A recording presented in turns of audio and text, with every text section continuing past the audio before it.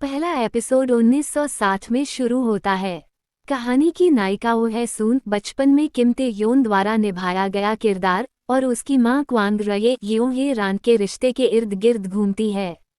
कहानी की पृष्ठभूमि है जेजू द्वीप, एक ऐसा स्थान जो लोककथाओं और अफवाहों से भरा हुआ है।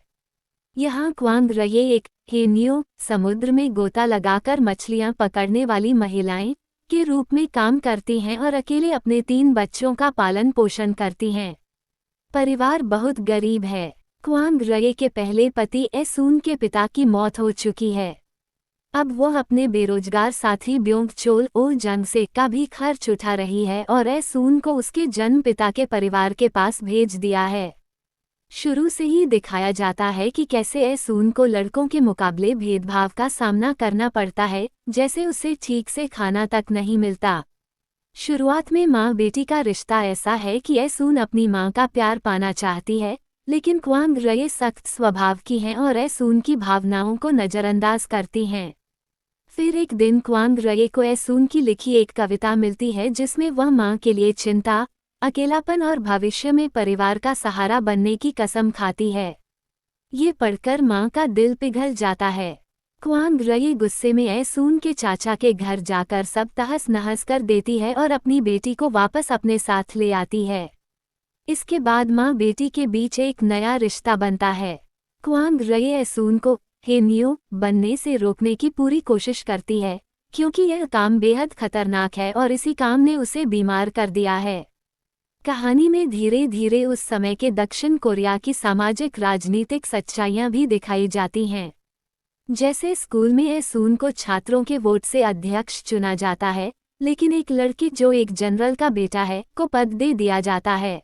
क्वांग रये खुद मेहनत करते करते मर जाती है, और जब उसकी मौत होती है, माँ की मौत के बाद एसून माँ के सपने को पूरा करना चाहती है, कॉलेज जाकर कोरियन साहित्य पढ़ना और कवि बनना। लेकिन ब्योंग चोल उसे अपने साथ रहने के लिए मना लेता है।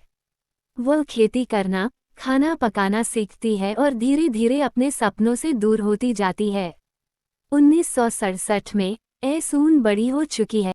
वह सब्जियां बेचती है, पर असल में बेचता है यांग ग्वान शिक पाकबो गम, वही लड़का जो बचपन से उसका ख्याल रखता आया है। ग्वान शिक बचपन से ही एसून से प्यार करता है, लेकिन उसका प्यार बिना किसी दिखावे के है, जो उसे और भी खूबसूरत बनाता है। एसून कंफ्यूज हो जाती है कि वो उस पर दया कर रहा है या प्यार। धीरे धीरे दोनों के बीच रोमांस पनपता है, लेकिन एसून अभी भी शादी को लेकर हिचकिचा रही है। वह सोचती है कि उसे सियोल जाकर कॉलेज पढ़ना चाहिए। फिर परिस्थितियां बिगड़ती हैं, उसका सौतेला पिता नया रिश्ता बना लेता है और उसे घर से निकालने पर आमादा है। उसका चाचा उसे फैक्ट्री में काम करने भेजना चाहता है। एसून और ग्वान शिक भागकर मुख्य भूमि बसान पहुंचते हैं, लेकिन वहां भी मुश्किलें कम नहीं होती। वे चोरी करते हैं, पकड़े जाते हैं, फिर शर्मिंदा होकर वापस जेजू लौटते हैं। इस बीच समाज में एसून को लेकर गंदी बातें फैलाई जाती हैं। उसे स्कूल से निकाल दिया जाता है, जबकि ग्वान शिक पर कोई दाग नहीं लगता। एसून को एक अमीर तलाकशुदा आदमी से शादी करने के लिए मजबूर किया जाता है, लेकिन वह बेहद गुस्सैल और घटिया इंसान है। ग्वान शिक रोते हुए सबको मनाने की कोशिश करता है, लेकिन एसून अपने भविष्य के लिए खुद को कुर्बान करने का फैसला कर लेती है। वह ग्वान शिक से अलग हो जाती है, सोचती है कि ये उसके लिए भी अच्छा रहेगा। लेकिन जब ग्वान शिक को जबरदस्ती जहाज से सियोल भेजा जा रहा होता है और एसून अपनी शादी के कपड़े पहनकर बैठी होती है, तो उसे एहसास होता है कि वह ग्वान शिक को नहीं छोड़ सकती। वह दौड़ती हुई बंदरगाह तक जाती है और ग्वान शिक उसे देख लेता है, जहाज से छलांग लगाकर तैरते हुए लौट आता है। दोनों भीगते हुए एक दूसरे से लिपट जाते हैं और कहानी में दर्द के बीच भी हास्य की हल्की फुहार दी जाती है। 90 के दशक की टाइमलाइन में हम देखते हैं कि एसून अब मून सोरी द्वारा निभाई गई अपनी बेटी यांग ग्योंग मयोंग आयु द्वारा भी निभाई गई के साथ रहती है। अब कहानी ये दिखाती है कि कैसे एक पीढ़ी का संघर्ष अगली पीढ़ी को आज़ादी दिलाता है। ग्योंग मयोंग एक कॉर्पोरेट जॉब करती है, लेकिन फिर भी समाज के दबाव उसे शादी के बाद काम छोड़ने को मजबूर करने की कोशिश करते हैं। ठीक वैसे ही जैसे ऐसून की माँ के समय में हुआ था। ऐसून चाहती है कि उसकी बेटी किसी के सामने सिर न झुकाए, न केवल दूसरों की सेवा करे, बल्कि अपना जीवन खुद चुने। ग्वान शिक भी पारंपरिक जेंडर रोल्स को तोड़ते हैं, जैसे अपने परिवार की महिलाओं के साथ बैठकर खाना खाना या अपनी बेटी को लड़कों से कमतर न समझना। लेकिन गरीबी अभी भी उनका पीछा नहीं छोड़ती।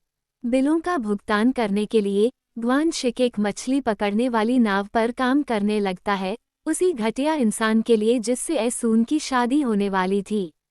वह ऐसून को कभी नहीं बताता कि वो किसके लिए काम कर रहा है, लेकिन ऐसून नोटिस करने लगती है कि वह हर दिन चोटों के निशान लेकर घर लौटता है।